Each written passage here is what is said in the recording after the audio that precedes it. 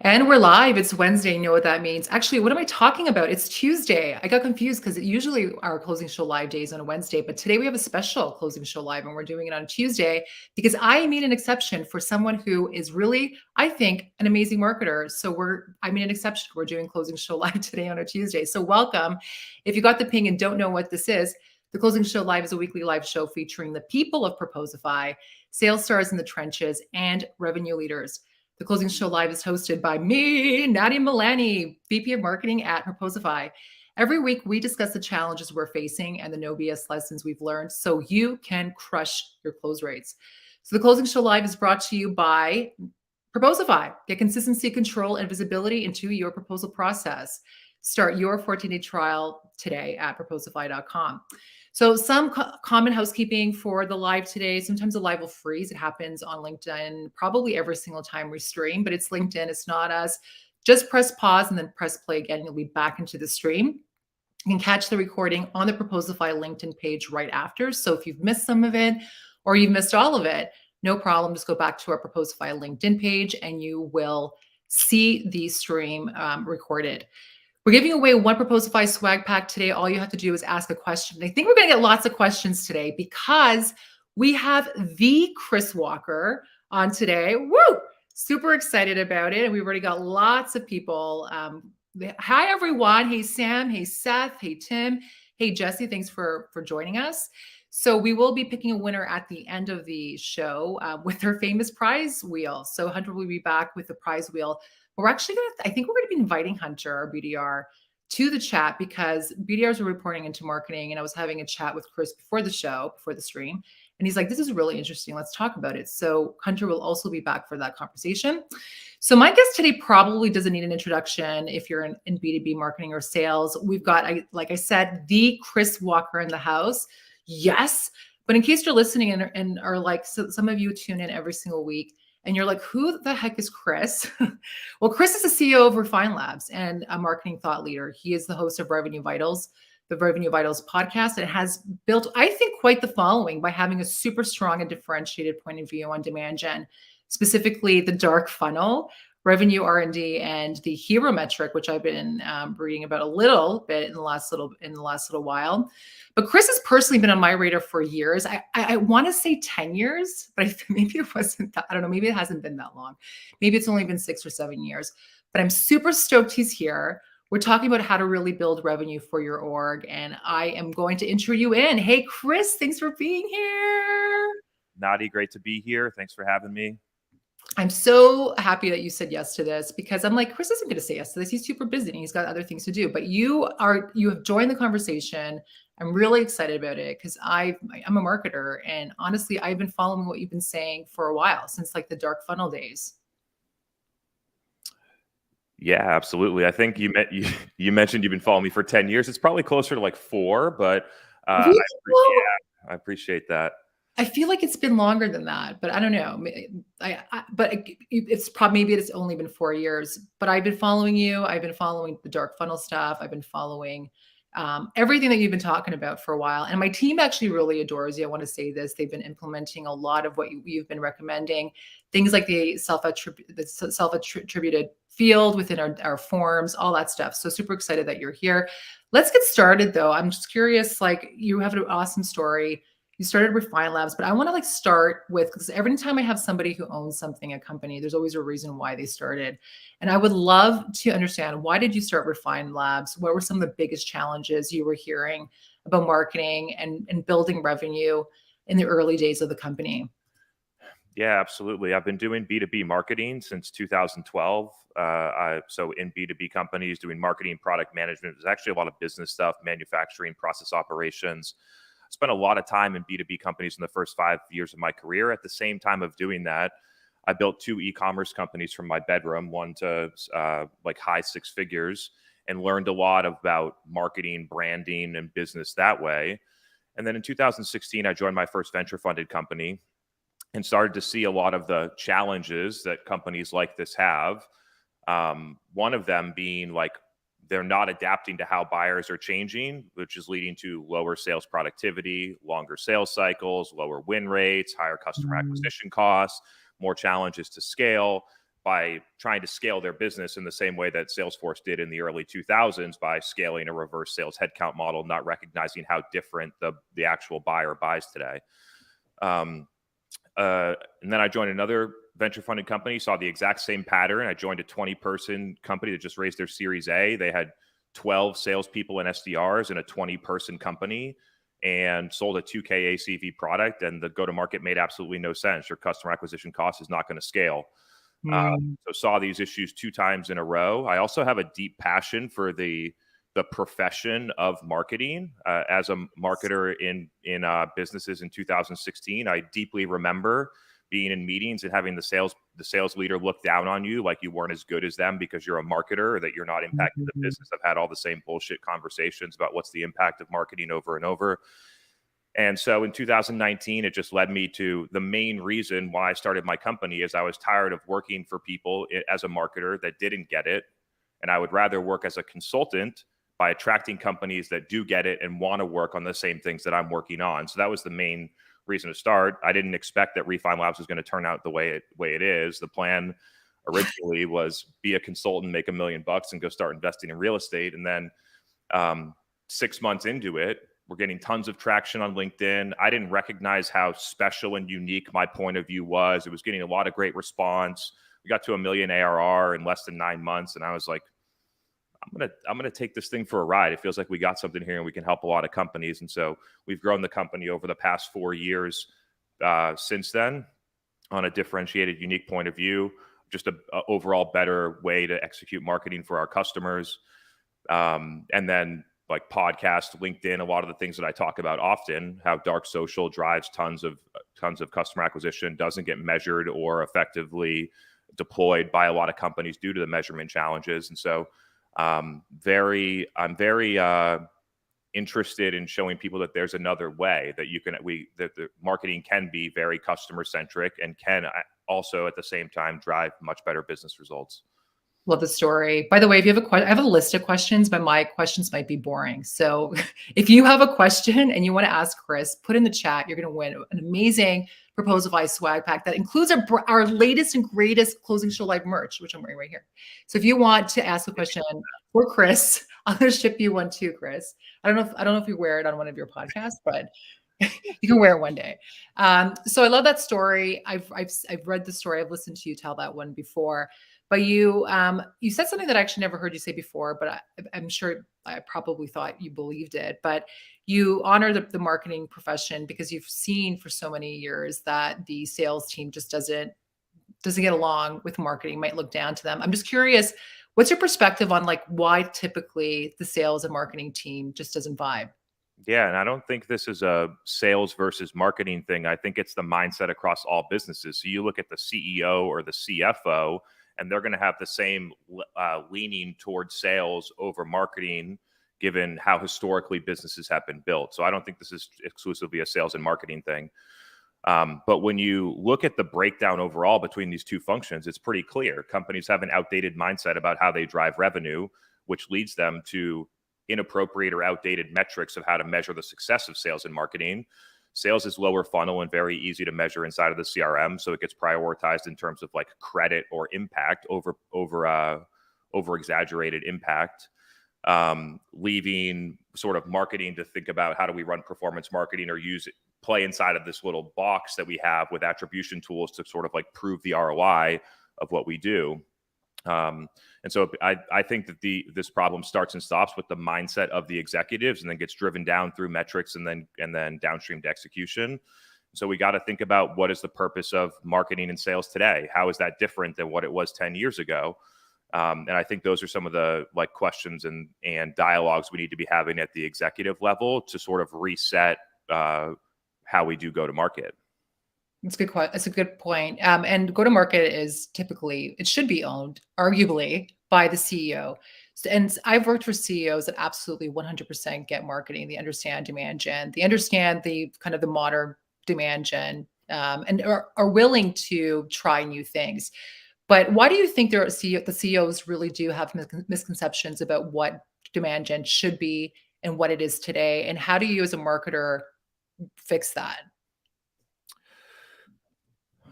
I think it comes down to the level of prioritization that they have for it, right? A CEO, if they don't understand finance well enough, they're going to go and figure out they're going to go to like a Harvard night school or something like that, and they're going to figure out finance so they can be an effective CEO. But for whatever reason, and then if they don't understand product and they don't have a super capable technical co-founder, they're going to go and figure out products so they can build their business. They Same thing with sales, but for whatever reason, when it comes to marketing, they're like, oh, let's just find a VP of marketing and hope they can figure it out. And so I think this is a mindset thing, not recognizing how much of an impact marketing can have on the overall growth of your business. I'd like it's just being able to recognize and see it. Also, as a CEO, you kind of have to see it. Hmm. Like I can remember back in 2015, I didn't really understand the power of doing effective digital demand gen and things like that. And then you actually go out and do it for 2 years. You see the impact on sales velocity and pipeline growth and revenue and effectiveness and productivity of your sales team. And you're like, holy shit, this is the best way to scale a company today.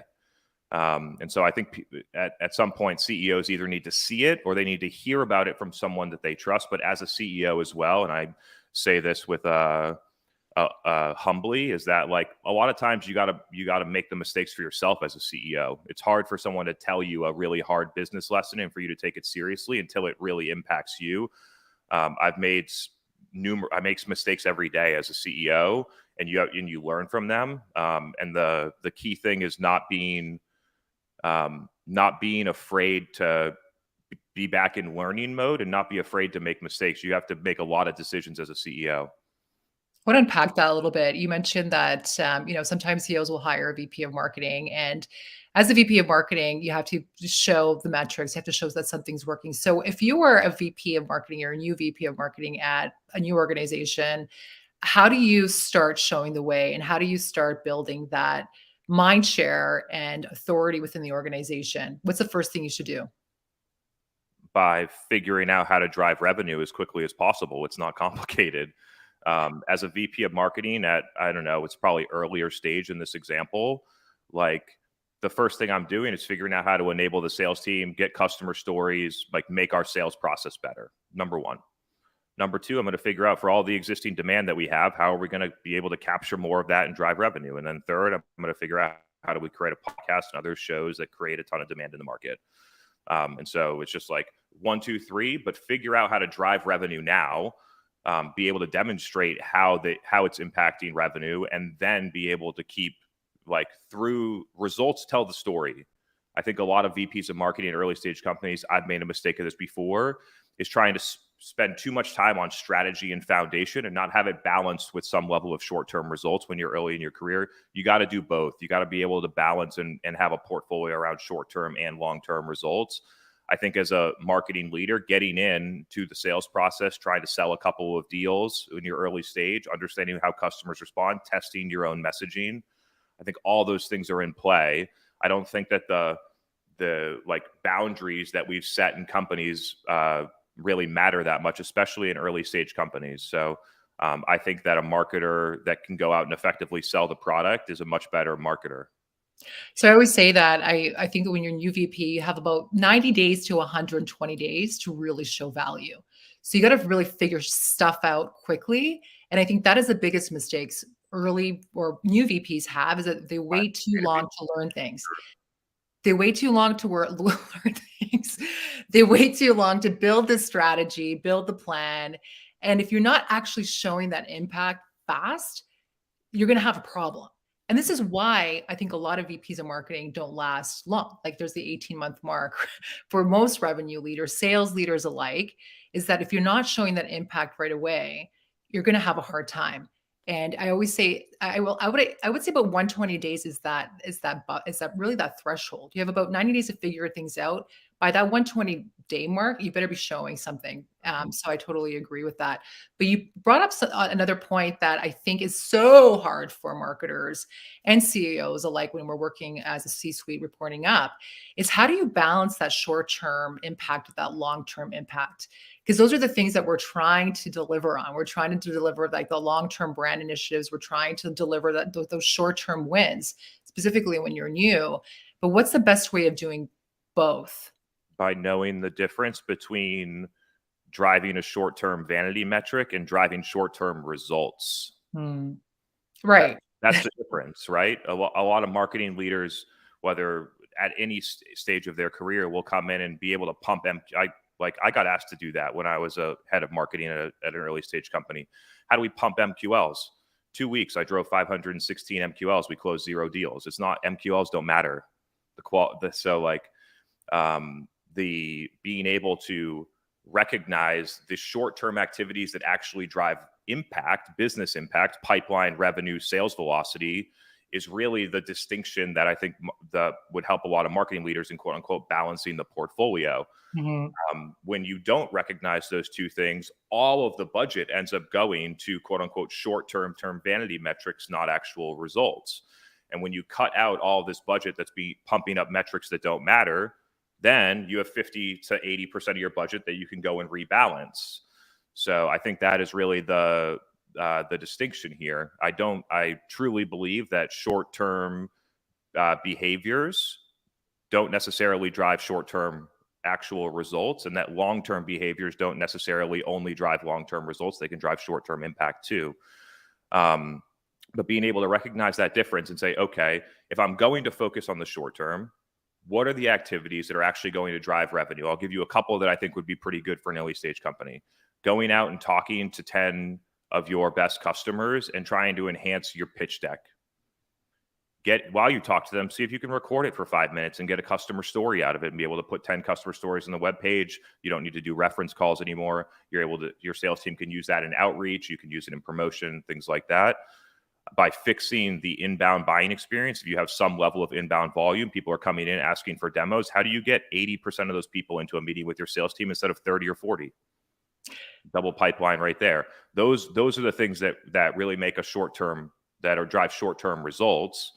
And then you're able to start getting the podcast running and things like that without being pressured to have the podcast drive results, because you have this portfolio of short-term things too. Yeah, that actually is one of the things that drives me like crazy, Chris. Like when I hear from marketers that either I haven't spoken to customers, or I just listen to gong calls, or I, put in a couple of, it's a couple of surveys out there. The way you're going to make your impact and the way you're going to make your change is by understanding what is happening with the customer. And that is like one of the things that I always recommend the first 90 days is speak to at least 10, but not only customers, speak to your prospects. So get on your BDR, SDR calls, figure out what they're saying. Why are they going to the competition? Why are they in a few different calls with other companies? What are the pain points they're experiencing? And kind of looping those two. And I think that has a lot of impact. We're getting a lot of questions in the chat. The engagement is on fire. Yeah. Let me drop one thing before we get into the questions, though. Yeah. Yeah, I think as a marketing leader, like talking to customers and prospects is one big thing. But I think actually, especially if you're like a marketer and you're selling to like physicians or CTOs or CFOs where you don't really know the persona that well, getting all the way into the ecosystem, I think, is strong inside of the communities, at the events that they're going to, talking to the partners and vendors that use that type of technology, in addition to talking to current customers and prospective customers. And then sitting on calls with your BDRs, your sales team, and listening to it is important. I've done it before. But I will not understate the value of actually pitching it yourself and like feeling it. And it gives you a whole different level of empathy for your sales team as well. I haven't quote unquote like pushed this that hard in my career yet, but I'm starting to get there. Like as a marketer, you have to be able to actually sell shit, to work effectively with your sales team, to have respect, to know the messaging's working. I really think that you don't have to be a full-time seller. You don't need to carry a quota, but getting in there and actually doing it, especially if you're a product marketer responsible for the messaging and being able to actually see what's happening, I think that that experience is invaluable. Yeah, so it's scare the shit of you or out of you as a marketer, but you got to do it. And I've started doing it this quarter with BDR team who reports into the marketing team. And sometimes I'm a fly on the wall, and it's like I'm on the call and I'm listening because I do some of that too. And it's so like I want to like step in right away, but actually doing the call is as an amazing. I love that advice. My first role, by the way, out of university college was I was an SDR. I was an SDR, and that's where I really built a lot of respect for the sales function. And it's funny because I've always been like the marketer. And if you've worked with me in the past and are on this call and you want to contest this, go ahead. But I have always had a really great relationship with my sales team. I really do believe it's because I got my start in sales and I was on the calls. I was an SDR, got promoted to AE within 6 months because I was pretty good at it. But that really built the respect that I had of the sales function. And I love that if you're a marketer, go out there and sell because that's going to make you a better marketer. Okay, lots of questions in the chat. I'm going to ask the first one here. We have Abby. Hey, Abby. How can marketing and sales work together to create shorter sales cycles or create a balance between quick sales and longer sales? I love this. I think you posted something about this yesterday, Chris. Yeah, so I want to kind of elevate this topic. I think the topic was at some point sales velocity. So let's elevate it to sales velocity. Some people confuse sales velocity and sales cycle length, which are two different things. Sales velocity basically includes the mass of pipeline, not just the speed of the deal closing. So sales cycle is one input to sales velocity. Sales velocity is actually its win rate times ACV times number of qualified opportunities created in a period divided by the number of days in that period, which gives you a much more complex calculation and also allows you to see that there are four key sales metrics that we can do to accelerate growth. We can increase average deal size, we can increase overall win rates, we can create more pipeline, and or we can shorten sales cycles. And so when you start playing with all those levers, you start to see some really interesting trends. The number one way that marketing and sales can work together to shorten sales cycles is to change the state of the buyer at the time they engage with sales, alter the intent of the buyer before they engage with sales. That's where you get to shorter sales cycles. So if you just look at this, and here's a real life example in 2017 when I started to run this analysis and had the aha of like, hey, I'm going to create my company. 2017, we had a field sales team. We would have SDRs go outbound. We would set meetings for the sales team. That salesperson would actually drive in person hours, take a flight maybe to a hospital and do a live demo to stakeholders of the product. It was a hardware product. Those deals took 212 days to close on average, and we had a 7% win rate from demo to close. Then we look at people that come to our website and ask for a demo, and those deals close in 76 days instead of 212 and had a 35% win rate from demo to close instead of 7%. And that's the main aha that says the intent of the buyer at the time that they talk to sales will drive win rates and sales cycle lengths all the way downstream. It's a predictor of it for sure. You'll notice this if you segment your website demo requests, your cold outbound, your intent data-driven outbound, your event strategy. You'll see these patterns and be able to interpret the level of intent that buyers have. So what a lot of teams try and do, a lot of marketing teams, I see this happen, a lot of quote unquote ABM strategies, they try as hard as they can to get the buyer into the first conversation with sales, regardless of how much the buyer wants to buy. And they try and do pipeline marketing to push a buyer through a process that they don't want to be in. And it's much easier to do the marketing, let the buyer do their research and initial buying process independently, engage with sales at a time where they're either demonstrating intent online that you can measure at the account level, or they declare intent to your company that they want to buy from you. Then you engage with sales.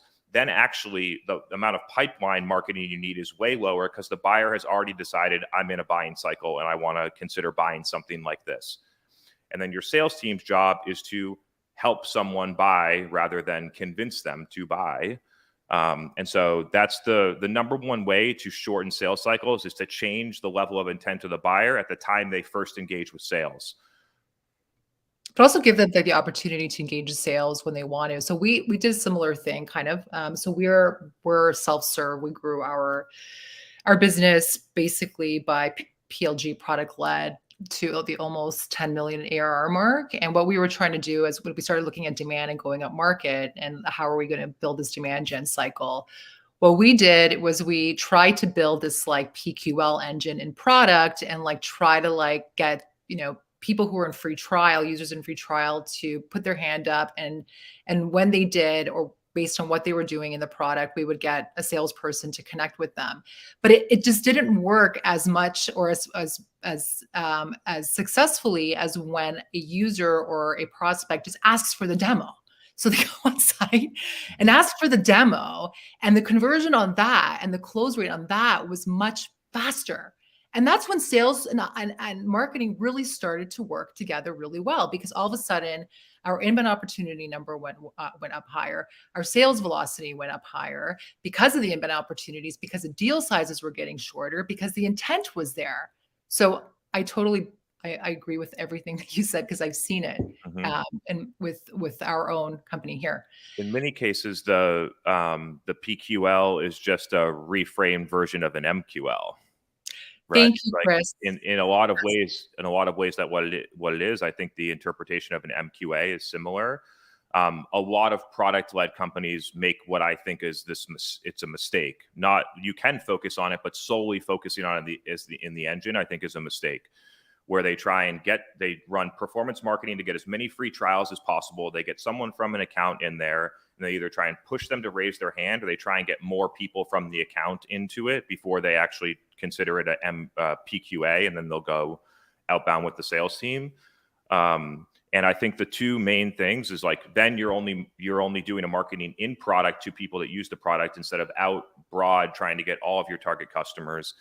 Another thing on the enterprise, like on PQLs on the enterprise side, is I think a lot of companies struggle with the offer Mm, when they actually go outbound, because I don't think the offer is strong enough. Hey, like, now you got 10 people in there, like, we'll hit up your head of IT and say you need, like, SOC 2 or whatever the little security compliances are.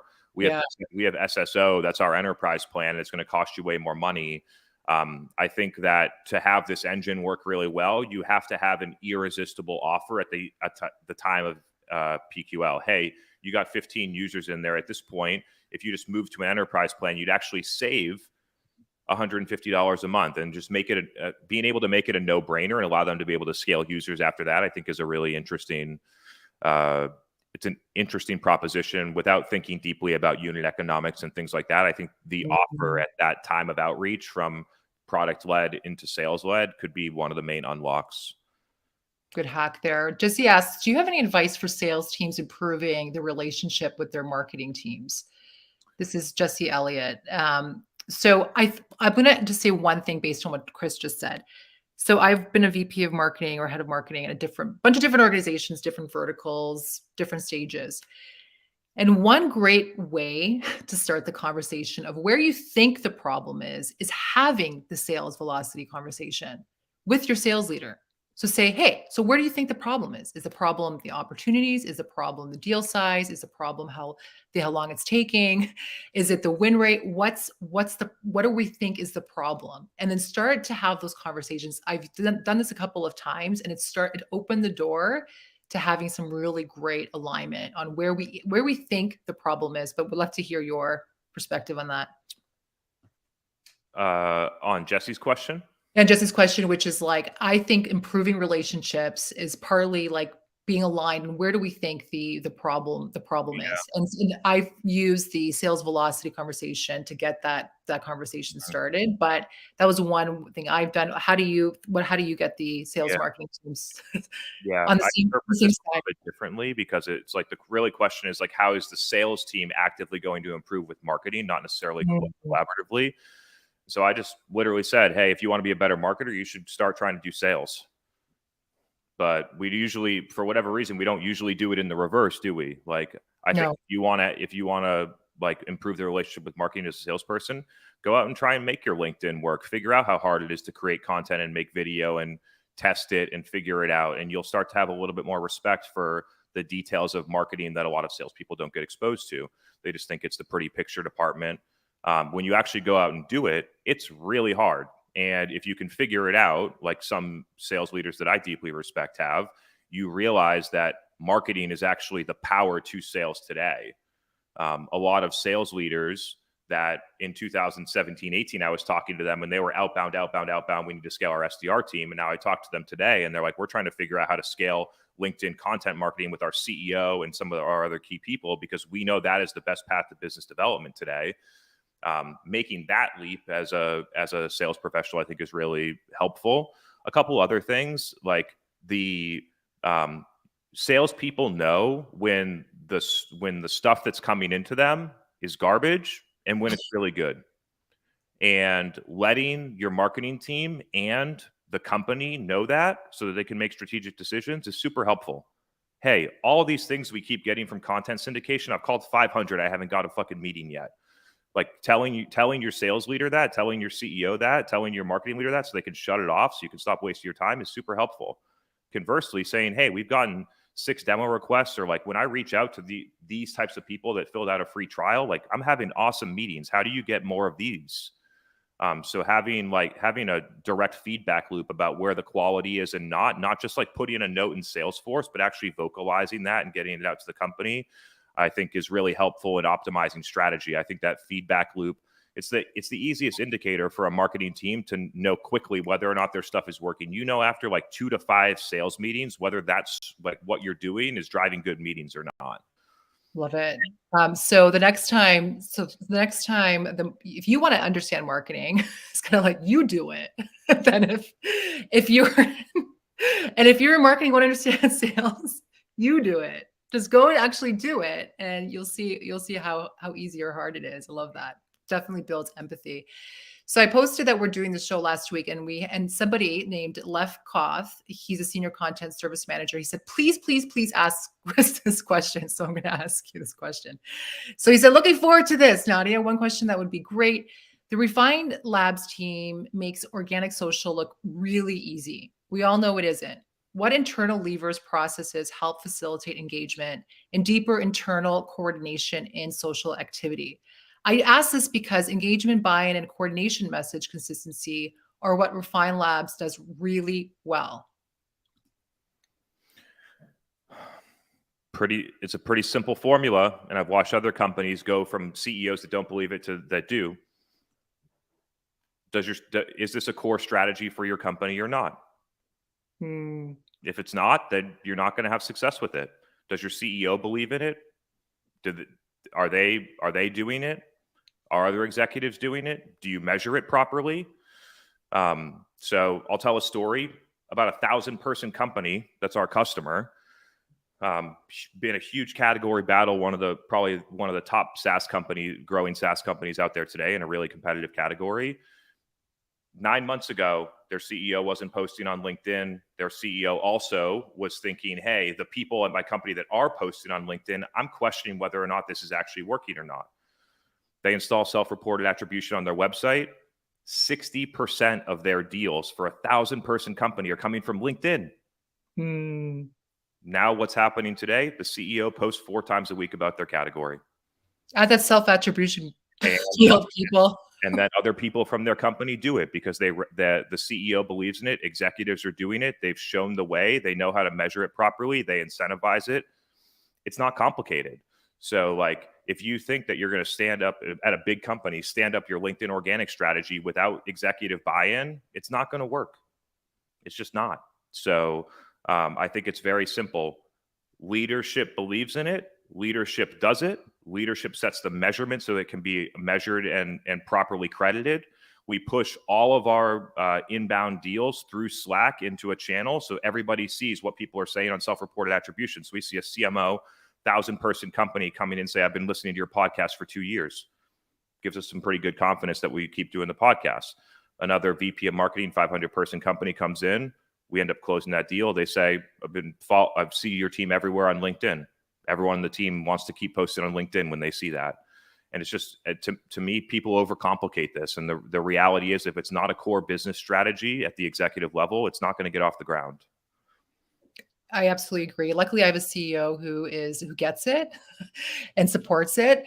And then there's companies like Gong. I mean, Gong grew, I think, based on their organic strategy, but it's absolutely necessary, I believe, to get that buy-in from executives. Raquel has one more question, then we're going to shift to the BDR conversation, and then we're like almost at time. I booked 45 minutes in your calendar, Chris. Yeah, but the show I only booked is Oh, we're already over. Okay, cool. We'll do that. Well, we were over based on the LinkedIn invite, but I actually booked 45 minutes in your calendar, so I'm gonna take 5 more minutes.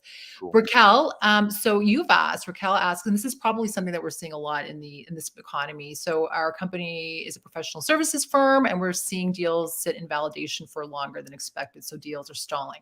Do you have any success stories or strategies that have helped or successfully helped close after proposals are with the clients or prospects? So anything marketing can do to help with those stalled deals?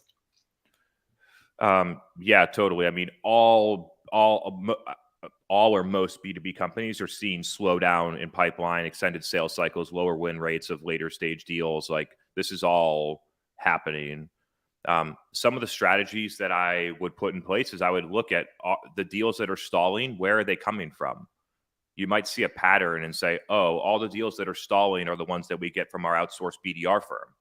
So we're able to get them a proposal, but they didn't actually have enough intent to buy, and that's why we're losing them. You might see a pattern in the data that tells you to shut off something, that it's actually something's not wrong. It's just that there's a source of your pipeline that isn't that effective. Other things, like more tactically, I would spend all the time that you have as a marketing team in a professional services company right now building in customer stories that are centered around business metrics and ROI. Love it. We're going on a case study world tour right now. Talk to all the customers, understand what business metrics you move, put together an ROI story, and use that inside of your sales process, in your outreach, in your marketing, and on your website, and let social proof of true customers tell the story instead of your salesperson. So I think those are two high leverage activities that you could do to sort of move pipeline forward that's sitting. Hunter, do you want to come into the show? We're going to talk about BDRs for a bit. So one thing that we've done at Proposify is we recently have the BDR team reporting into marketing. So that's been really an awesome experience for me as a marketing leader. Number one, I've never had BDRs report into me or any type of sales function reporting into my team. So what I've learned is that it's really created a lot more just alignment. And I know that sounds like, jargon and like, okay, great, Nadia, it's alignment. But what we've been able to do is really pinpoint where the issues are, really around sales velocity. Like, where are our deals stalling? Where are things getting stuck? How do we move it faster? Our marketing ops practitioner managers on the issues, if it's a lead routing or lead routing issue, if we're hearing things in market that we're not addressing from a pain point perspective, we're able to talk about that in the meetings. There's just been a lot of alignment in a very short period of time. So it's really helped our teams align on our metrics. Q1 actually for us was a really good Q1. I don't know if it's because the BDR team and the marketing team are on the same team, but we hit 102% of forecast. We had Hunter over here who hit 186% of his stage one quota in March. So loving it.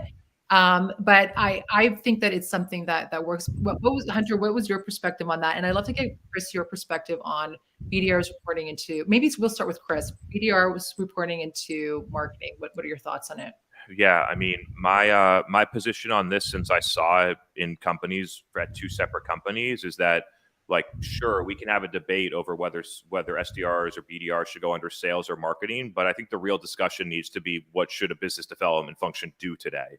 I think that's really the discussion. I think that moving it under marketing might give it some more flexibility and power to evolve and change based on what buyers need.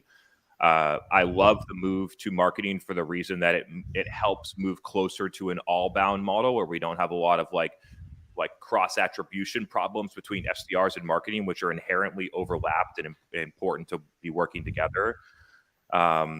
I think that if you did move BDRs to marketing, it would allow the marketing leader to rebalance budgets across demand capture and demand creation more effectively. I think that companies are significantly overweighted on BDR resources when they're in the sales department. I think they have too many, to be direct.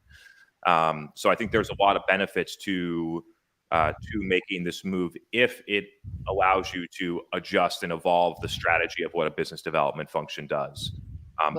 I do agree that like biz dev today is a lot different than what you did in 2012 when I would like fly on a plane and we'd go and have a meeting with a company, and that was business development. And now you can post a video on LinkedIn and 100,000 people can see it. And that's a far better, more effective way to do business development today.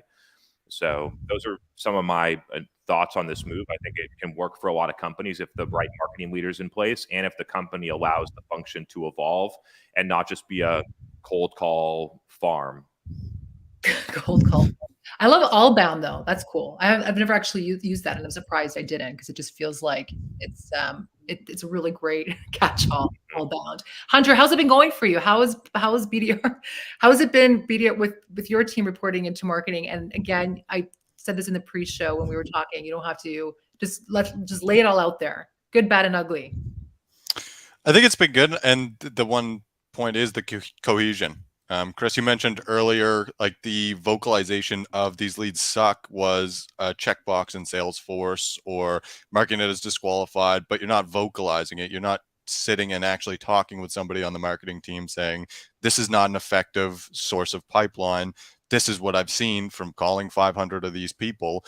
It's just sort of buried in Salesforce and never really actioned on. So I think the real important part is I'm still actively with the sales team. I'm in their meetings still regularly, but then I'm bringing that perspective, and then I'm bringing the perspective of the customer to the weekly marketing meetings that we have. And it's really, I feel like it's enlightening the people on the marketing side, just being a little bit more connected with the customer and what they're saying and what different customers are saying, depending on where they're actually coming from pipeline.